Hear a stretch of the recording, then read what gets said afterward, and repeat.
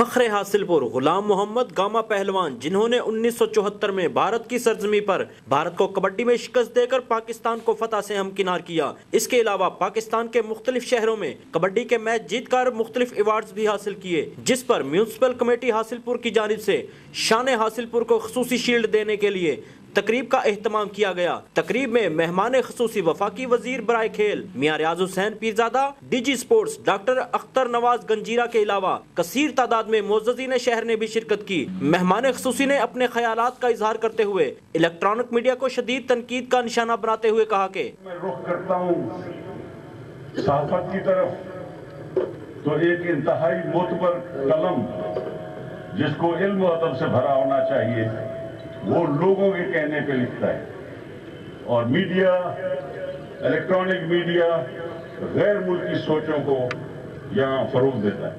انہوں نے عمران خان کو بھی آڑے ہاتھوں لیا۔ کم از کم اپنے گریبان میں تو جھانکیں۔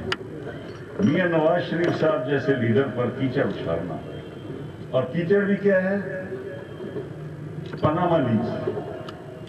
یہ تاجر بیٹھے ہوئے ہیں، یہ وہیں جاتے ہیں جہاں ان کو منافع ہوتا ہے۔